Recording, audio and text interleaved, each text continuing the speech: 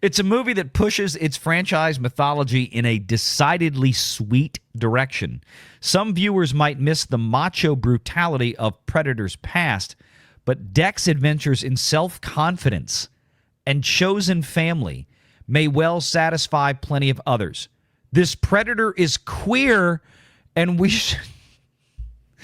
have a gay Predator?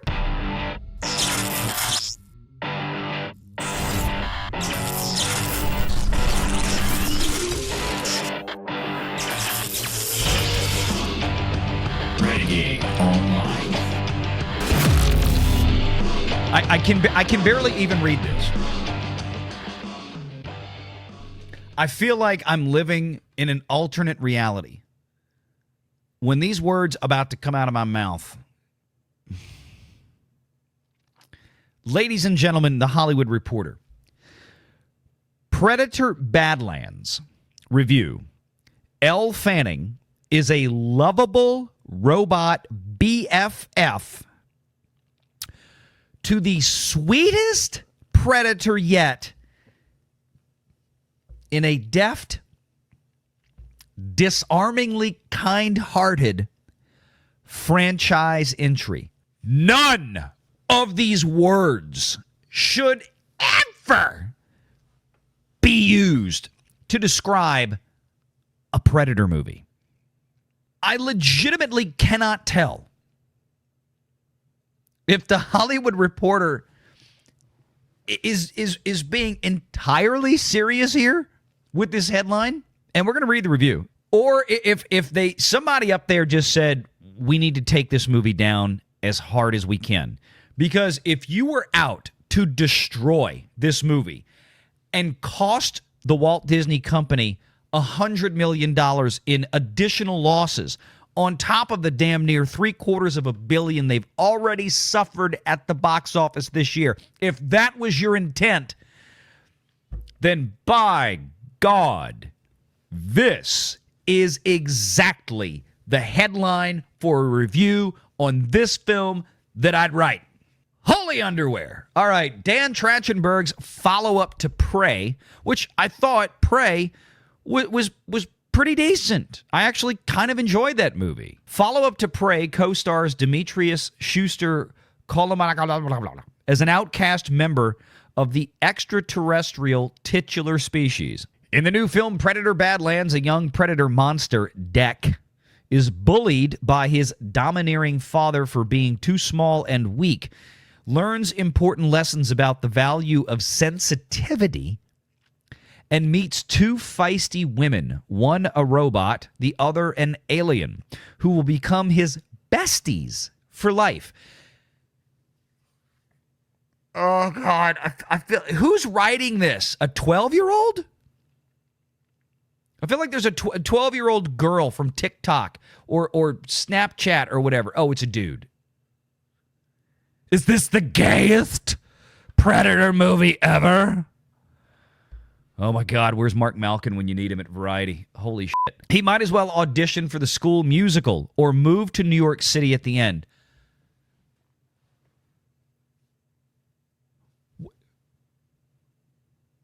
What? That's the joke a friend and I made as we walked out of Dan Trachtenberg's surprisingly soft-hearted addition to the Predator canon. That's a joke you made? I mean, it's not sounding that much like a joke.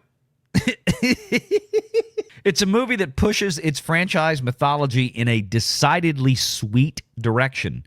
Some viewers might miss the macho brutality of Predator's past, but Deck's adventures in self-confidence and chosen family may well satisfy plenty of others.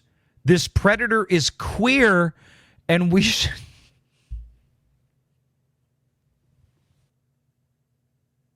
What the f***? We have a gay Predator? What the fuck? Put another gay diverse woman in it. Make it more f***ing lit. Stop it! Can't take any more. This Predator is queer. And we should say it. So it is the gayest Predator ever. What is going on at Fox? I'm mostly kidding. He says,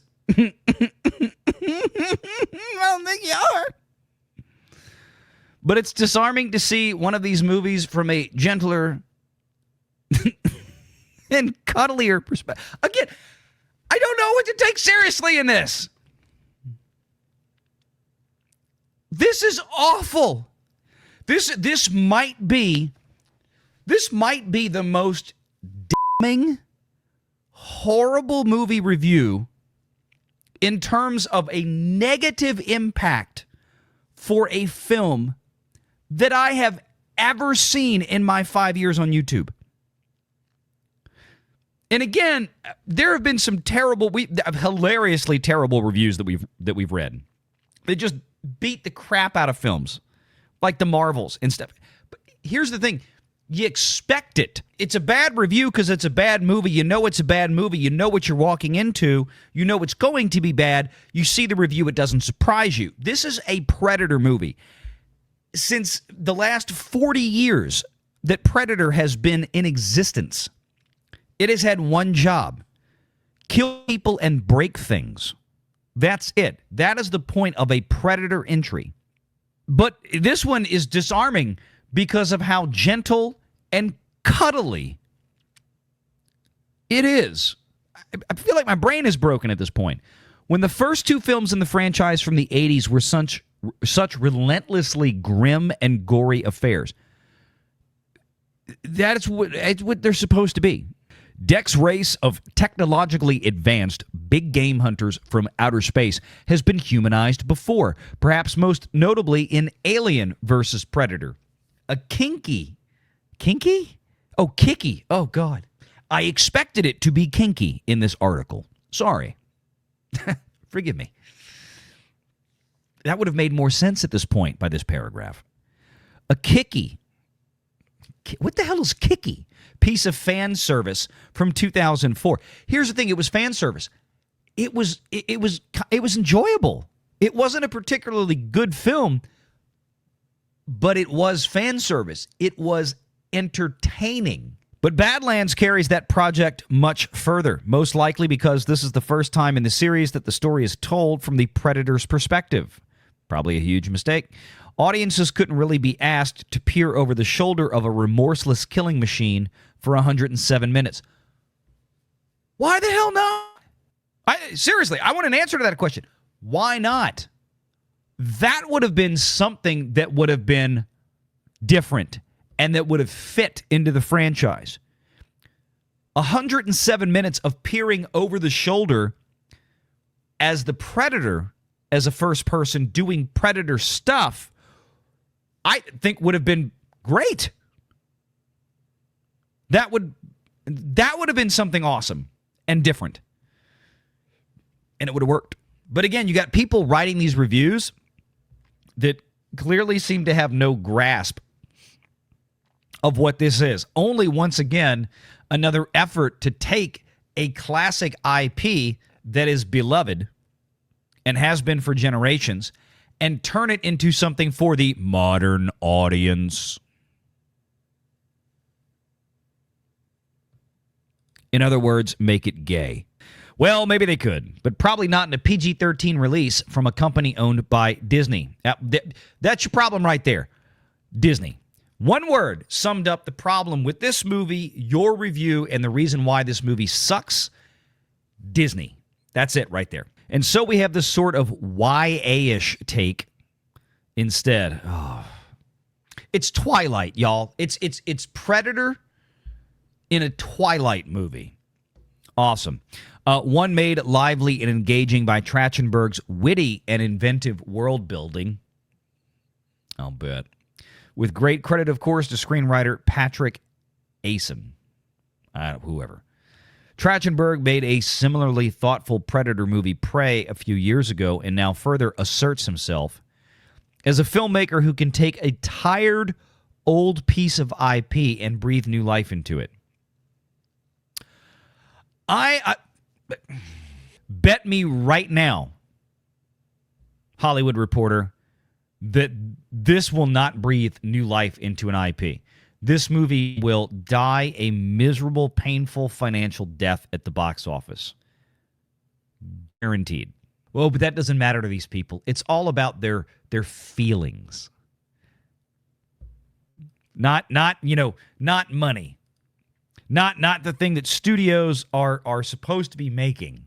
Deck, who loves Cher and muscle magazines, I assume anyway, is cast out of his clan and sent rocketing to a planet, Genna, known by his people as the Death Planet. It sounds like what they should have named this movie. So dangerous are its flora and fauna, an unending array of ghastly beasts that have felled many a Yautja, the name of the predator species in the past. Desperate to prove his mettle, Deck seeks out a terrifying creature of lore determined to be the first of its kind to slay it. He also has to find an apartment on Christopher Street for less than $700 a month. Yes, I get the fact that that is hyperbole and sarcasm.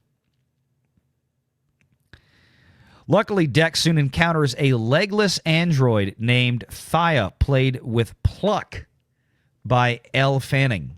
So the android is already cut in half like Bishop at the end of Aliens. And they still fall in love. Thea was sent to this dread planet by the Wayland Uteni Corporation, the famously evil entity that haunts most of the Alien movies. She's been separated from her all-android team and from the lower half of her body, and thus strikes a deal with Deck. She'll help him track down the creature he's after if he'll carry her toward her synth brethren and, again, her legs.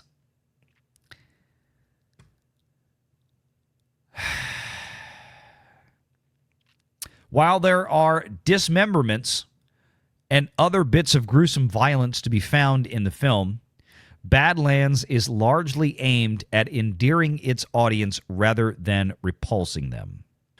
Okay, I have to stop. The people who made the movie have entirely missed the point of Predator.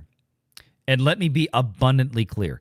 Again, this movie is going to financially be a massive failure because, once again, Hollywood, specifically in this case, the Walt Disney Company, cannot get the hell out of its own retarded way and let the audiences who do exist that would want to go see this movie enjoy it.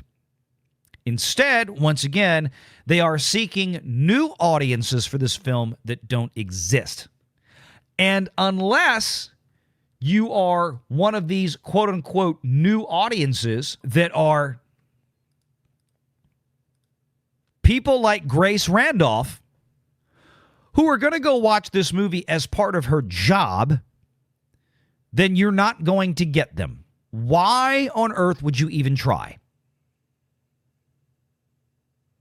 Oh, but all the women who love rom-coms will adore this movie. No, they won't. They're not even going, it's not even going to be on their radar. They're not even going to think about buying a ticket for it. They don't even know it exists, and it's not going to change. It is 2025. This is, and again, this is one of these things. There is no excuse for the Walt Disney Company or anybody else in 2025 to F this up this bad. And look, I get it. Some people may go see this and say, well, the movie was actually good. I enjoyed it. Fine. I'm cool with that. Here's the problem. As it stands right now, this movie's chances of success are nearly zero because of what they've decided to do in it, and because the reviewers out there and people like Grace Randolph are out there telling you how great it is because of the love story between the Predator and a robot. Oh, God. Oh, God. I'm surprised and at the same time not surprised. This is par for the course, especially with Disney.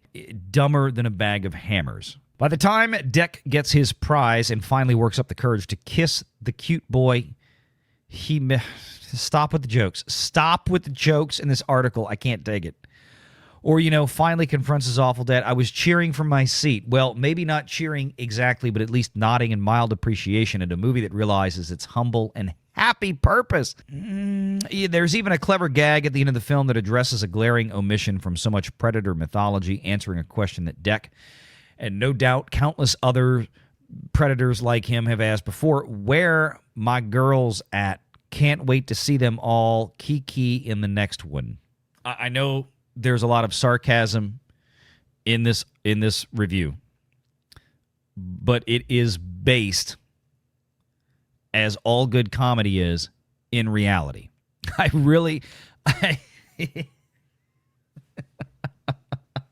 I genuinely figured, at least, for Disney's sake, that Predator might be decent because they have largely left Fox to their own devices. But this just sounds horrid.